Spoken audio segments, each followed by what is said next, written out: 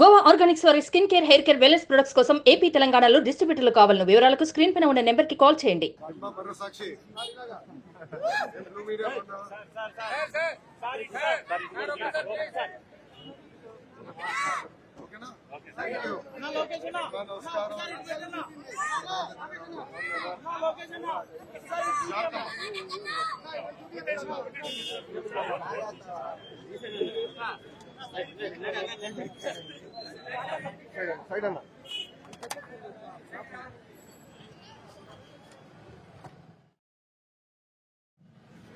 Christian sir.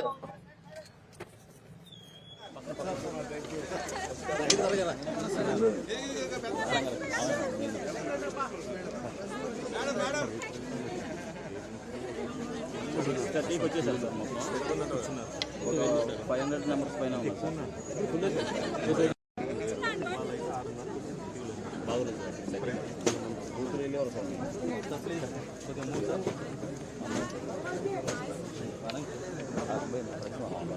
వ్యాపారం చేశారు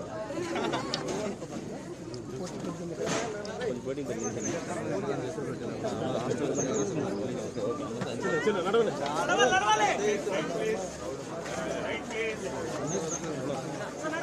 mobile సరకు పెట్టి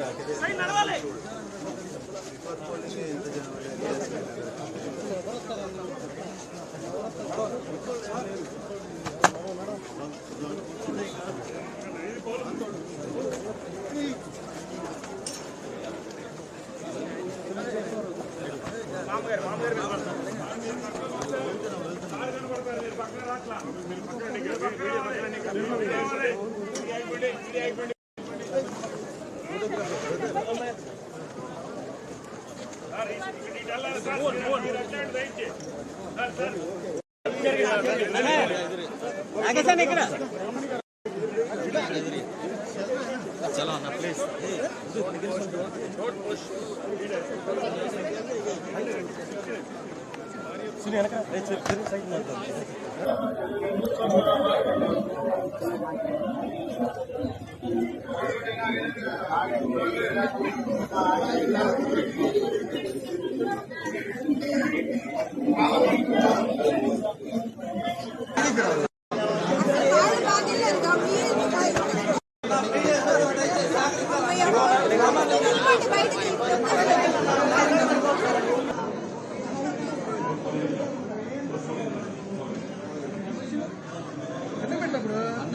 సార్ కొద్ది క్యాప్ తీయండి సార్, క్యాప్ పడుతుంది సైడ్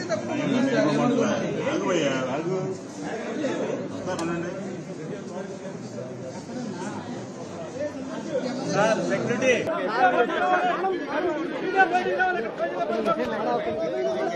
బయట మాట్లాడదాం. Okay sir.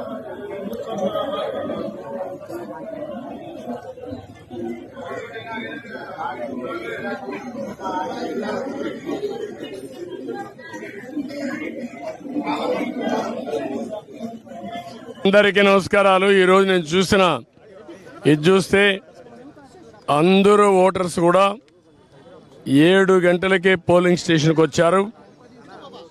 తమ ఓటు ఒక పవిత్రమైన భావంతో ఓటేయాలనే ఉద్దేశంతో వచ్చారు.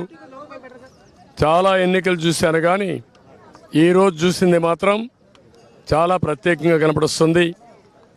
ఓటు అనేది ప్రజాస్వామ్యంలో ఒక వజ్రాయుధం.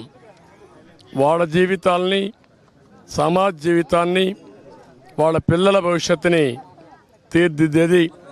అది గుర్తించారు. చాలా పెద్ద ఎత్తున వచ్చారు. రాష్ట్రం అంతా కూడా ఒకటే కోరుతున్నా, ఓటు మీ హక్కు. ఓటు మీ జీవితాలను మారుస్తుంది. అదే మరి మీ భవిష్యత్తును మారుస్తుంది. మీ పిల్లలే కాకుండా మీ భావితరాల పిల్లలకు కూడా పునాదులు ఇస్తుంది.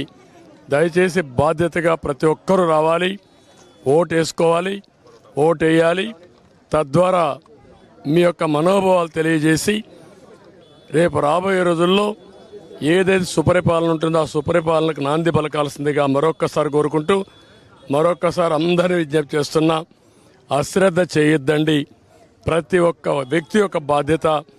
ఎక్కడో అమెరికా నుంచి, హైదరాబాద్ నుంచి, లేకుంటే బాంబే నుంచి, వివిధ నగరాల నుంచి, బెంగళూరు నుంచి, చెన్నై నుంచి, అనేక నగరాల నుంచి వాళ్లే డబ్బులు ఖర్చు పెట్టుకుని అభ్యర్థులు తెలియకపోయినా ఒక పార్టీ విధానాలతో వాళ్ళు ముందుకు వచ్చే పరిస్థితికి వచ్చారు. కొంతమంది అయితే పేదవాళ్ళు, కూరగాయలు వ్యాపారం చేసుకునే వాళ్ళు ఇక్కడ లేకుండా ఎక్కడో ఉంటే సొంత ఖర్చులు పెట్టుకొని క్యారియర్ పెట్టుకొని నేరుగా వచ్చి వాళ్ళ గ్రామంలో ఓటేసుకునే పరిస్థితికి వచ్చారు. ఇది నా జీవితంలో ఎప్పుడు చూడలా. ఇది నిజమైన ప్రజాస్వామ్యం, ప్రజాస్వామ్య స్ఫూర్తికి ఇది నిదర్శనం. అందరినీ మరొక్కసారి అప్పీల్ చేస్తున్నా, ప్రతి ఒక్కరూ రండి, మీ ఓటు హక్కును ఉపయోగించుకోండి. ఏ వ్యక్తి కూడా నేను చూశాను, వికలాంగులు, వృద్ధులు, నడవలేని వాళ్ళు వీల్ చైర్లో వచ్చి ఇది నా బాధ్యత, నేను ఓటేస్తానని చెప్పినప్పుడు నాకు చాలా ఆనందం కలిగింది. ఒళ్ళంతా పులకరించే పరిస్థితి వచ్చింది. ఇది వినూత్నమైన అనుభవం. అందరికీ మరొక్కసారి అభినందనలు.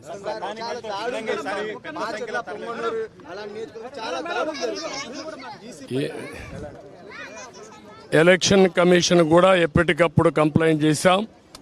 ప్రాథమికంగా మాకు పొంగునూరు వచ్చింది, మాచర్లో వచ్చింది, 2 దిక్కల్లో వస్తే అప్పటికే నేను కంప్లైంట్ చేశాం. అధికారులతో మాట్లాడుతున్నాం. అదే మాదిరిగా ఎలక్షన్ కమిషన్ కూడా అప్రోచ్ అయ్యాం.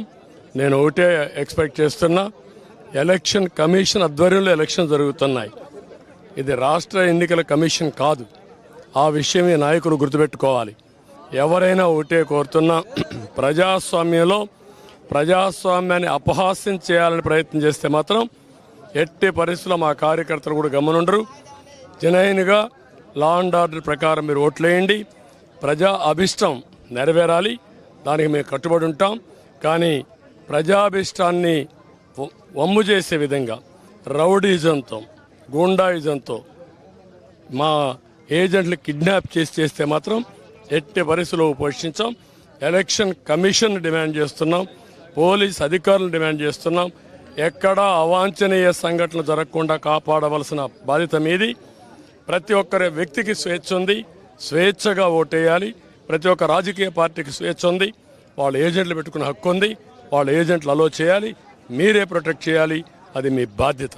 సార్ ఈసారి గతం కంటే ఈసారి పోలింగ్ శాతం బాగా పెరిగే అవకాశం ఉంది. ఎందుకంటే 7 గంటలకి మీరు చూశారు పోలింగ్ కేంద్రాల్లో విపరీతమైన నేను 43వ ఓటు వేసాను.